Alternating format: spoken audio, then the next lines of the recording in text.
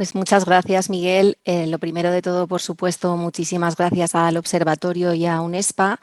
por la organización de estos seminarios sobre el papel de las entidades aseguradoras en la previsión social complementaria, que empiezo diciendo que es muy relevante y muy importante. Y, por supuesto, pues muchas gracias por invitar a la Dirección General de Seguros y Fondos de Pensiones a la clausura de este segundo seminario. La verdad es que siempre me gusta mucho acudir a escucharos a todos. Yo creo que están los estudiosos del sector y las personas profesionales del sector y siempre aprendo mucho de todo lo que os escucho. Y la verdad es que se han oído frases y expresiones como ciclo de vida, retribución flexible, información de pensión estimada, que nos daría, se lo digo ya al observatorio, para hacer un seminario de cada una de ellas, en la que estaremos también encantados de participar. Y creo que es importante porque se tocan temas pues, que están encima de la mesa, tanto en el lado de las aseguradoras como en el lado del regulador y supervisor que yo hoy represento. Me voy a ajustar también al tiempo. Tengo preparada una presentación. A ver.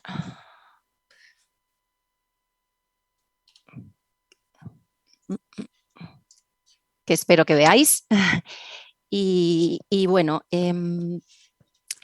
gustaría clausurar este segundo seminario, pues también es verdad que muchos de los temas, como ha dicho Mane, que voy a comentar ya se han dicho, pero van a ser también desde otra perspectiva. Una serie de consideraciones previas sobre el marco actual y en donde nos encontramos en el ámbito de la previsión social complementaria. También unas breves referencias al nuevo marco regulatorio, en el que haré una referencia expresa, pero muy breve, porque el anterior seminario trató sobre el proyecto de ley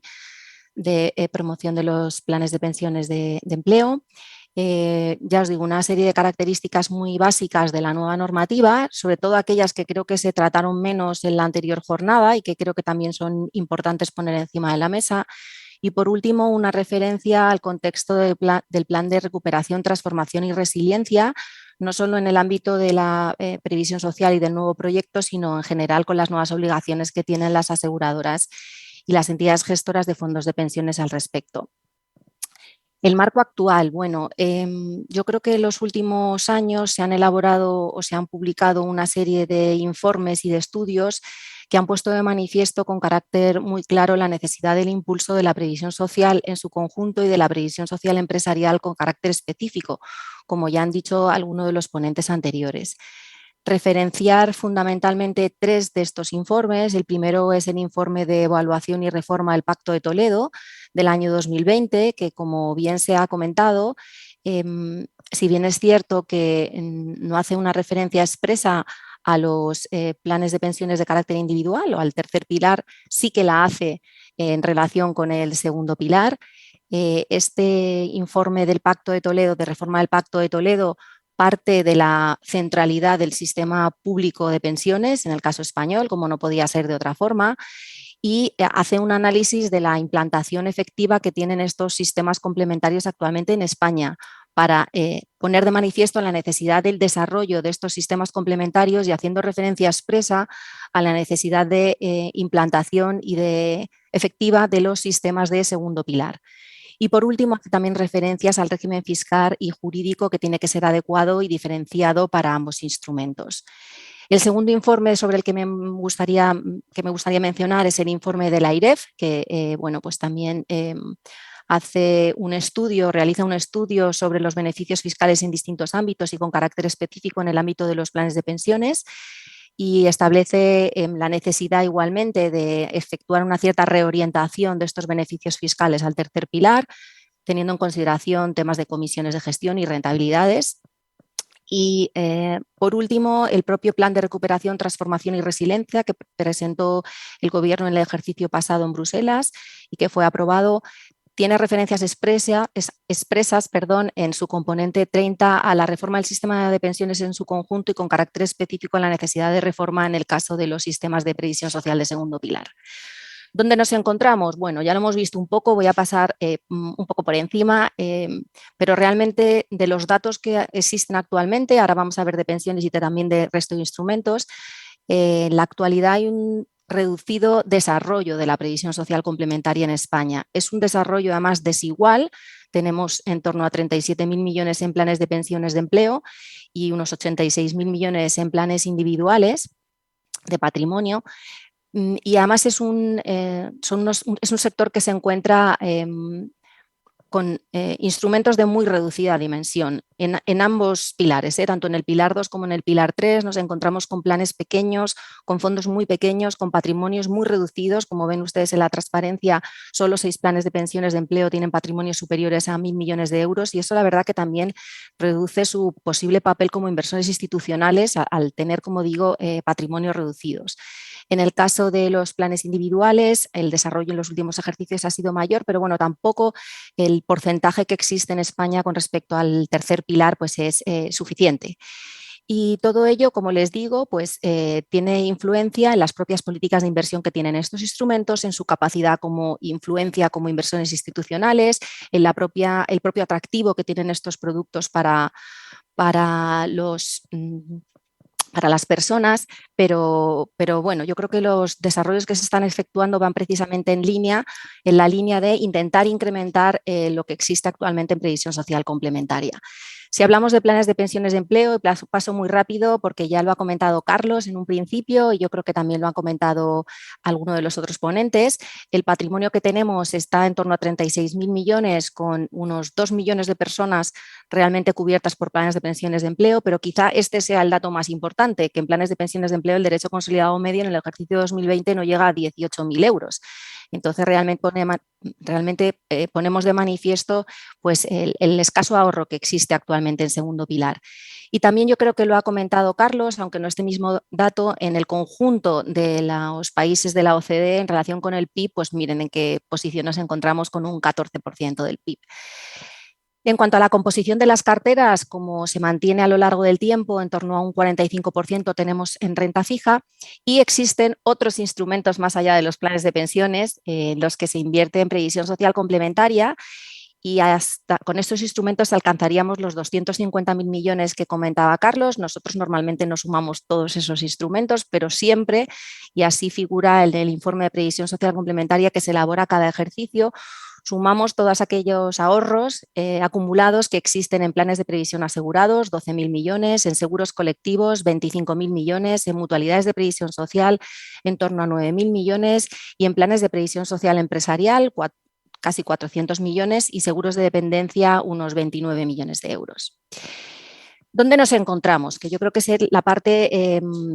bueno, más importante quizá que les pueda trasladar yo hoy. Nos encontramos en un momento en el que no solamente en España, sino a nivel europeo, a nivel comunitario, existe una diferenciación, hago aquí una línea separatoria entre la previsión social de segundo pilar y la previsión social de primer pilar.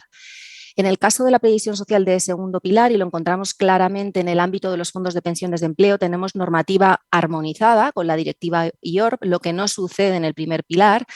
y tenemos un desarrollo por parte de,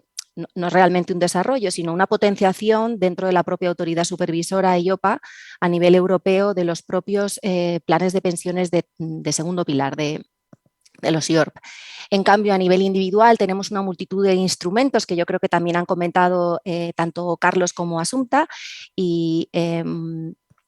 estos instrumentos pues actualmente no existe una normativa armonizada con respecto a ellos a nivel europeo. Existe, por tanto, un conjunto de instrumentos, además de los planes de pensiones de empleo, planes de previsión social empresarial, seguros colectivos, mutualidades, etcétera, que tienen una vinculación específica con la actividad laboral y el ahorro y otra serie de instrumentos que también sirven para la previsión social complementaria, pero hablamos de tercer pilar, como todos los que han explicado los ponentes anteriores y que no voy a repetir, que no se encuentran vinculados a la relación laboral, al ámbito laboral y que además no tienen, como digo, armonización comunitaria. En cambio,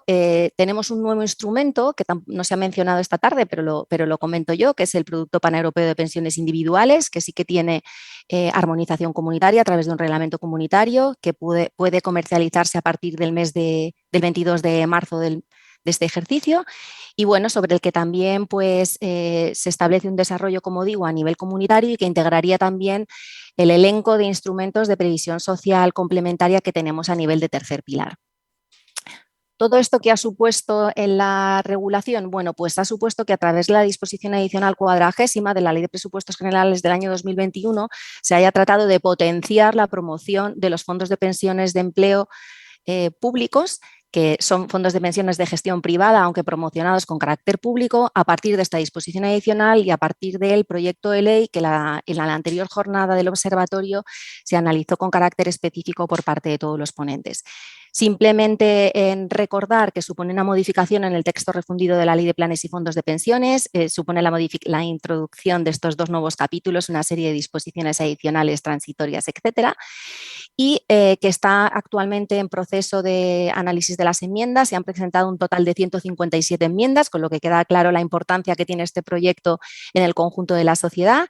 Y bueno, los temas fundamentales con respecto a las enmiendas hacen referencia a la estructura en planes sectoriales, a las estrategias de inversión, a las funciones de la Comisión de Control Especial y la Comisión Promotora, los tipos de prestaciones, la plataforma digital, bueno, y otra serie de temas que tienen ustedes aquí, los planes preexistentes y la fiscalidad, de la que también se ha hablado a lo largo de la jornada de hoy. Simplemente por recordarlo, gira en torno a 2 figuras, los planes simplificados y los fondos de pensiones de promoción pública, y tienen ustedes aquí las características básicas de cada uno de ellos, que como señalo ya se trató en la anterior jornada del observatorio.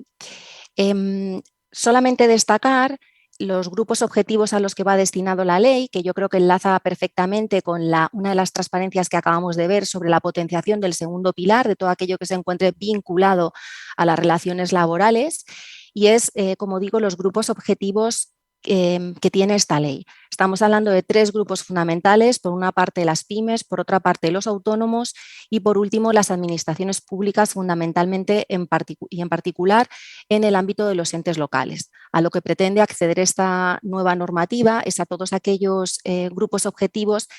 en los que en la actualidad no se encuentra desarrollada la previsión social complementaria o se encuentra muy poco desarrollada la previsión social complementaria, en el caso de los autónomos porque no tenían acceso a la misma vía segundo pilar, y en el caso de las pymes y las administraciones públicas pues porque no estaba realmente desarrollada, aunque sí que podían constituir planes de empleo. Creemos que es un proyecto muy importante que va a suponer, esperemos, una modificación y un impulso de la previsión social complementaria en España de segundo pilar, y que no tiene que ser incompatible con el desarrollo de la previsión social complementaria de tercer pilar. Y también al respecto de esta norma me gustaría hacer referencia, ya que me dan la oportunidad en el observatorio, a la disposición transitoria que supone la adaptación de los planes de pensiones asociados y que no se comentó en la jornada del otro día. La disposición transitoria 10ª supone, como ustedes saben, existen planes individuales asociados y de empleo, bueno, pues supone la eliminación de los planes de pensiones asociados preexistentes, con la idea, y vuelvo otra vez a la transparencia anterior, del principio de la separación de los distintos instrumentos entre los planes personales y los planes asociados al segundo pilar. Por ello, los planes de pensiones asociados existentes podrán, a partir de la entrada en vigor de la norma, voy tan deprisa que me trabo, entre planes de pensiones de empleo simplificados o planes de pensiones individuales, precisamente por lo que les comentaba al principio, por hacer una diferenciación clara que ya existe a nivel comunitario sobre instrumentos de segundo pilar e instrumentos de tercer pilar. No obstante, se les permite mantenerse como planes asociados a aquellos que lo desean, y la condición básica para esta separación será precisamente el tipo de partícipes que tengan estos planes. Cuando se trate de trabajadores que puedan integrarse como tal, o partícipes que puedan integrarse como tal en planes de empleo, pues los planes podrán transformarse en planes de empleo simplificados, y cuando no, pues tendrán que transformarse en planes de pensiones individuales. Como les decía, el tercero de los aspectos que quería tratar con ustedes para clausurar esta jornada sería dónde encuadra todo esto dentro del contexto del Plan de Recuperación, Transformación y Resiliencia que elaboró el Gobierno, que yo creo que está siendo un éxito y que está suponiendo pues, un elevado grado de fondos, ¿no? para el Estado en su conjunto. Este plan de recuperación, transformación y resiliencia tiene 4 ejes: el de transición ecológica, transformación digital, igualdad de género y cohesión territorial, y está dividido además en 10 palancas y en 30 componentes. Bueno, pues dentro de estos 4 ejes, de los 70.000 primeros millones, el 40% va a transición verde y el 29% va a transformación digital. Y yo creo que aquí enlaza perfectamente el, el nuevo papel que tienen tanto las entidades aseguradoras como las entidades gestoras, como el proyecto ya de ley que se está desarrollando en materia de previsión social complementaria. Por una parte, las entidades gestoras y las entidades aseguradoras son sujetos obligados al cumplimiento del reglamento del Parlamento y del Consejo sobre divulgación de información sostenible y riesgos de sostenibilidad. Por otra parte, son entidades que también se encuentran obligadas al cumplimiento de la ley de cambio climático, y para poner encima de la mesa la importancia que este cambio climático y que esta sostenibilidad tiene actualmente la sociedad, el estrés test de pensiones que se inició el 4 de abril de este mes, de este año quería decir, y que ya ha sido puesto en marcha por parte de la autoridad supervisora, y que ha asignado ahora a las autoridades nacionales, precisamente el SOC que va a implementar en los distintos planes de pensiones que están sometidos al mismo es un SOC de cambio climático. Yo creo que, bueno, este porcentaje de inversión verde hace referencia precisamente a la importancia que la inversión sostenible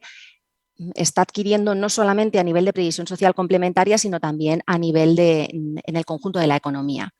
Y hablando también de sostenibilidad, el propio anteproyecto de ley también hace referencia a temas de sostenibilidad. Si bien es cierto que desde el principio la Ley de Planes y Fondos de Pensiones ha sido pionera en la regulación de temas sostenibles, con este anteproyecto, siempre digo anteproyecto, pero ya es proyecto de ley, se impulsan objetivos de desarrollo sostenible de forma expresa en todo lo que hace referencia a la declaración comprensiva de los principios de la política de inversión que vienen regulados en la norma, así como a los propios principios que tienen que cumplir los fondos de pensiones, la inversión en activos en fondos de pensiones.